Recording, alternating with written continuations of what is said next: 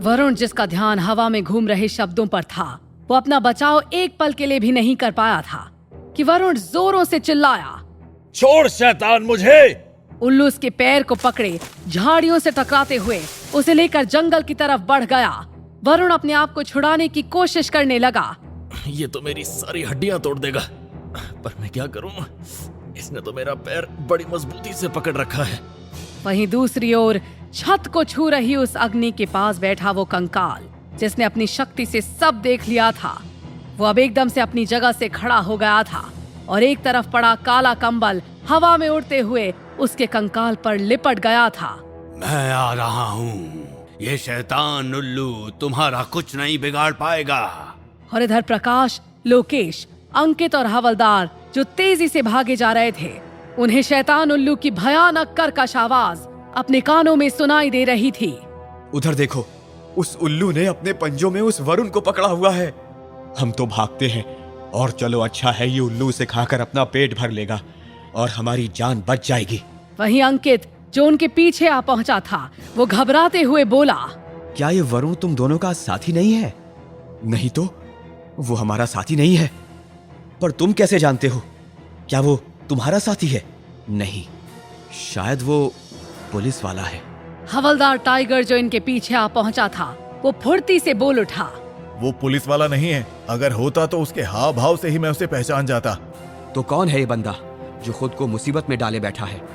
बोल तो रहा था कि वो इस सारी समस्या को खत्म करने की कोशिश कर रहा है, और उसे यहाँ मदन शर्मा ने बुलाया है। तुम दोनों तो बाइक चोर हो। ये सुनकर प्रकाश अब एकदम से रुक गया। उसे हवलदार की बात बहुत अजीब लगी। क्या बोल रहे हो हवलदार जी? हम बाइक चोर थोड़ी ना है। हम तो शैतान को नष्ट करने की कोशिश कर रहे हैं, जिसने इस इलाके में दहशत मचा रखी है, जंगल में आने वाले लोगों को मौत के घाट उतार रहा है, और अब तो वो कस्बे की तरफ भी बढ़ने लगा है। हो सकता है आने वाले दिनों में उसका आतंक और फैले। उस वरुण ने मेरी भी जान बचाई थी कल रात, अब मुझे भी उसकी जान बचाने की कोशिश करनी चाहिए, उस शैतान उल्लू के पंजों से। इतना सोचकर अब अंकित ने तेजी से अपनी कमर से चाकू निकाला और धरती से लगभग 10 फुट पर उड़ रहे उल्लू के पंजे को निशाना बनाकर चाकू फेंक कर मारा। अगर निशाना चूक गया तो वरुण तुम्हारे चाकू से ही मर जाएगा। मेरा निशाना अचूक है, चूकेगा नहीं। हवलदार टाइगर ने भी देर नहीं की थी और एक साथ 2 फायर शैतान उल्लू पर कर दिए थे। वरुण, जो अपने आप को उल्लू के खतरनाक और चाकू जैसे पंजों से निकालने की कोशिश कर रहा था, अब उसे मौका मिल गया था। अंकित का चाकू उल्लू के पैरों में आकर धंस गया था। वरुण उसके पंजे से निकलकर बड़ी जोर से जमीन पर रगड़ता चला गया था, पर फिर भी वो तेजी से खड़ा हो गया था। उल्लू कर्कश आवाज करते हुए वहां से दूर निकल गया था। भागो वरुण, वो उल्लू दोबारा भी आ सकता है, हमें यहाँ से बाहर निकलना है। और फिर सभी गहरे अंधकार में तेजी से भागते चले गए। तुम लोगों ने सही समय पर आकर मेरी मदद की, वरना कुछ भी हो सकता था। अच्छा हुआ उल्लू तुम्हें लेकर इस तरफ को ही उड़कर चला आया और हमारी नजर तुम पर पड़ गई। बस ऐसे ही पूरी ताकत लगाकर भागते रहो। हम जंगल की सीमा पर पहुंचने वाले हैं। उधर देखो, दूर उजाला नजर आ रहा है और जंगल की सीमा तक गहरा अंधकार छाया हुआ है। इसका मतलब शैतानी शक्ति इसी जंगल की सीमा तक फैली हुई है। अब दूर उजाले को देखकर इन सब के अंदर नई ताकत आ गई थी। वरुण, जो सबसे पीछे भाग रहा था, उसे एकदम से अपने पीछे एक हवा के झोंके का एहसास हुआ था और वो एक तरफ को जा गिरा था। अंकित, लोकेश, प्रकाश, हवलदार जो आगे भाग रहे थे, वो तेजी से भागते हुए उस अंधकार से बाहर निकलकर उजाले में प्रवेश कर गए और खुशी से उछलने लगे थे। अब उन सब का ध्यान वरुण पर गया था। अरे वरुण तो अंदर ही है, वो गिर पड़ा है और उठ नहीं पा रहा है। हवलदार अब वरुण के आसपास खड़े पेड़ों को बड़ी जोर से हिलता हुआ देखकर डरते हुए बोला, वहाँ कोई तिलिस्मी शक्ति अपना प्रभाव दिखा रही है। वरुण संकट में है। जल्दी से उठकर बाहर आ जाओ वरुण भाई, तुम्हारे पीछे शैतान आ चुका है। वरुण अब खड़े होने के लिए अपनी ताकत लगाने लगा था, पर वो खड़ा नहीं हो पा रहा था। ये क्या हो रहा है? मेरे ऊपर इतना दबाव कैसे बन रहा है? हमें उसकी मदद करने के लिए अंदर जाना ही होगा। लोकेश अब दोबारा से जंगल के अंदर प्रवेश करने के लिए आगे बढ़ा, पर प्रकाश ने उसका हाथ पकड़ लिया। नहीं, अंदर जाना अब मौत को गले लगाना है। वहीं वरुण के करीब अब वो आकृति आ पहुंची थी जो काला कंबल ओढ़े हुए थी। कहाँ जा रहे हो वरुण? आओ मेरे साथ। वरुण जो उठने की कोशिश कर रहा था, अब उसे अपने ऊपर से दबाव एकदम से खत्म होता महसूस हुआ। वो जंप लेकर खड़ा हो गया था। तुम्हारी आवाज तो मैंने पहले भी सुनी है। तुम मदन शर्मा हो? अब तुमने बिल्कुल ठीक पहचाना, मैं मदन शर्मा ही हूं। आओ वरुण, मेरे साथ आओ। वरुण के शरीर में अब एक झुरझुरी सी होने लगी। तुम तो मर चुके हो, मुझे पता लगा 3-4 साल पहले ही। मदन शर्मा अब एकदम से वरुण की तरफ देखता है। एक गहरी खामोशी उस अंधकार में फैल गई थी। वरुण अपनी आवाज में कठोरता लाते हुए बोला, मैंने पूछा कौन हो तुम? तुम मदन शर्मा नहीं हो सकते, वो मर चुके हैं। हाँ, मैं ही मदन शर्मा हूं।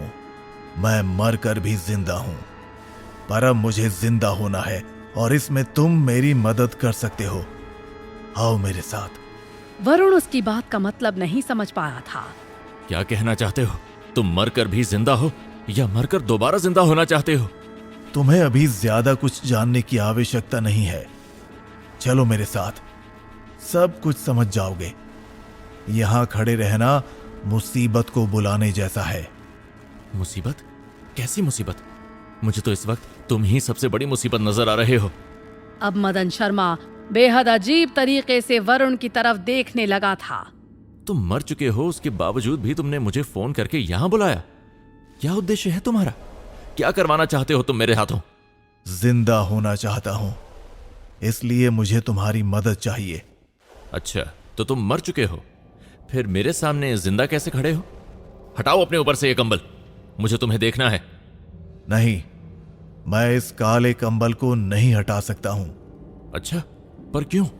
देखो, मैं अभी तुम्हें सारी बात नहीं समझा सकता हूं। मेरे साथ चलो, यहां कभी भी खतरा तुम्हारे ऊपर आ सकता है। नहीं, तुमने मुझे फोन करके यहां बुलाया है और अभी तक सारी बातें क्लियर नहीं की है। तुमने मुझे नहीं बताया कि यहां शैतान उल्लू का राज चल रहा है। उस शैतान उल्लू ने मुझ पर हमला किया है। अभी वरुण ने अपनी बात खत्म ही की थी, तभी उस शैतान उल्लू की कर्कश आवाज वहां गूंजने लगी थी। दूर खड़े अंकित, प्रकाश, हवलदार और लोकेश के कानों में भी उल्लू की ये आवाज जाने लगी थी और वो भयभीत होने लगे थे। जल्दी से भागकर आ जाओ यहाँ। रुको मत वरुण, मुसीबत आ रही है। ये वरुण वहां खड़े होकर किसी से बात कर रहा है। अंधेरे में कुछ साफ नजर नहीं आ रहा है। वरुण, हमारी आवाज सुन रहे हो? जल्दी बाहर आ जाओ। शैतान उल्लू तुम्हारी तरफ बढ़ रहा है। वरुण के कानों में अपने साथियों की आवाज आने लगी थी। तुम मुझे कुछ बता रहे हो मदन शर्मा, या मैं यहां से चला जाऊं? अब मदन शर्मा की आवाज एकदम से बदल गई थी। अब मैं तुम्हें यहां से नहीं जाने दूंगा।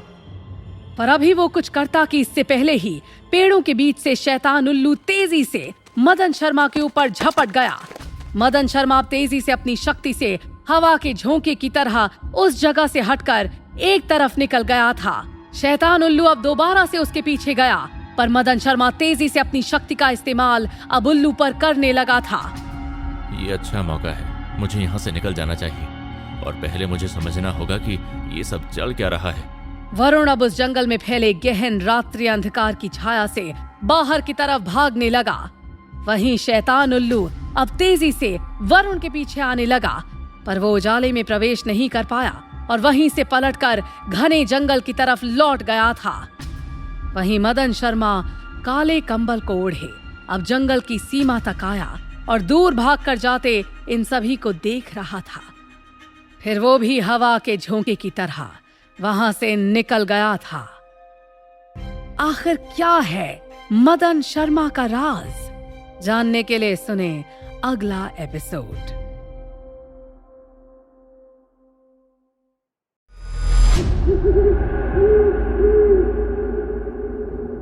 वरुण जो जंगल की सीमा से बाहर निकल आया था, अब एक झाड़ी के पीछे जंप कर गया और उसने अपने आप को छुपा लिया।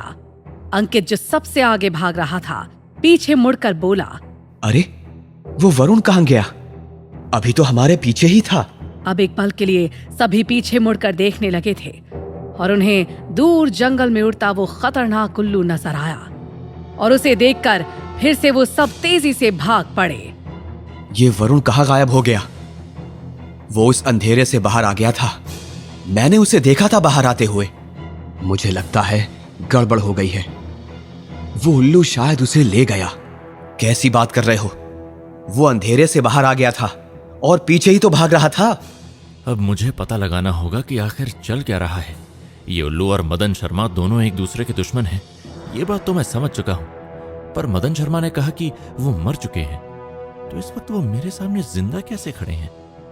मुझे अभी इसी वक्त हवेली पर जाना होगा और पता लगाना होगा कि मदन शर्मा जिंदा कैसे हैं। वरुण अब अपने रास्ते छुपाते हुए आगे बढ़ गया और इधर प्रकाश और लोकेश हवलदार को अपनी सच्चाई बता रहे थे और अपना पीछा छोड़ने के लिए बोल रहे थे। वैसे तो मैं किसी को छोड़ता नहीं हूं, पर चलो मैं तुम दोनों की बात पर विश्वास कर लेता हूं, क्योंकि जिस हालात से तुम निकल कर आए हो, तुम दोनों मुझे बुरे इंसान नहीं लग रहे हो। जी, आपने ठीक समझा। हम वाकई में उस शैतान उल्लू को खत्म करने की कोशिश कर रहे हैं। पर वो वरुण कौन है और कहां लापता हो गया, ये कैसे पता चलेगा? अब इस बात का पता लगाना ही होगा। अच्छा तो ठीक है हवलदार साहब, हम चलते हैं। बाइक तो आपको बरामद हो गई है, स्टेशन मास्टर को दे दीजिएगा। ठीक है, जाओ, मैं सब संभाल लूंगा।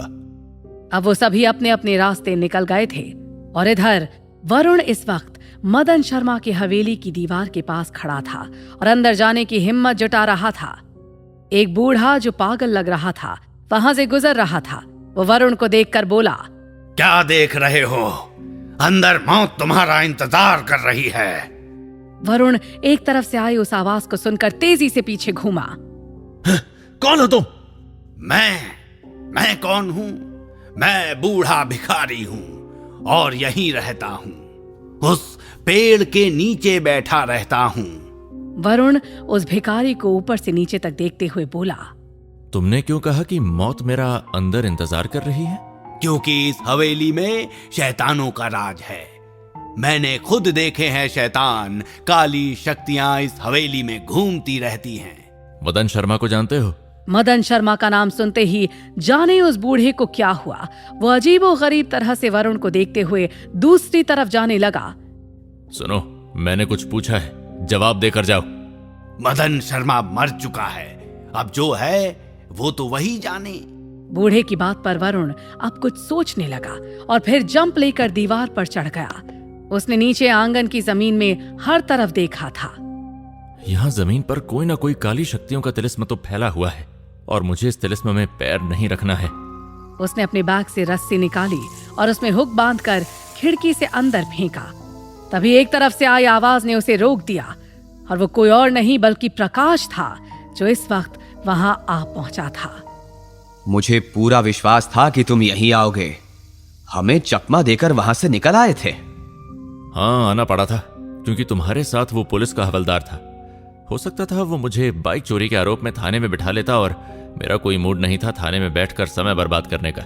हाँ, मेरी समझ में ये बात आ गई थी और मैं अपने साथियों के साथ तुम्हें यहां देखने के लिए चला आया। और देखो, तुम हमें यहां मिल गए। हमें बड़ी खुशी है तुम्हें यहां देखकर। पर तुम यहां क्या कर रहे हो? इस हवेली के अंदर जाना खतरनाक हो सकता है। प्रकाश ने मुझे कल रात के बारे में बता दिया है कि यहां क्या हुआ था। यही तो पता लगाना है कि इस हवेली में मनहूसियत कहां से आ रही है। और उसका हुक घूमते हुए अब खिड़की के अंदर जा फंसा था। दूसरे सिरे को वरुण ने दीवार पर हुक के सहारे अटका दिया था और रस्सी पर लटकते हुए सीधा खिड़की से अंदर जा पहुंचा था। क्या करें, हम भी इसके साथ अंदर जाएं या रहने दें? मेरी तो जाने की हिम्मत नहीं हो रही है। हिम्मत तो मेरी भी नहीं हो रही है, पर अब हिम्मत दिखानी पड़ेगी क्योंकि हमें खजाने तक पहुंचना है और ये बंदा हमें खजाने तक पहुंचा सकता है।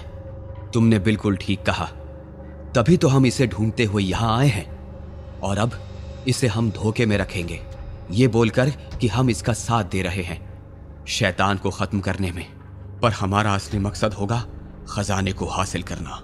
तो फिर चले अंदर। और अब वो तीनों जो वरुण को मोहरा बनाकर अपना उद्देश्य पूरा करना चाहते थे, रस्सी पर लटकते हुए खिड़की से अंदर दाखिल होते चले गए थे।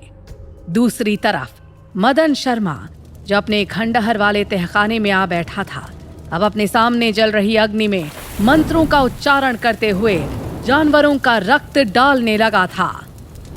मुझे बताओ, कहाँ है इस वक्त वो वरुण? अग्नि अब इंसानी आवाज में बोल पड़ी थी।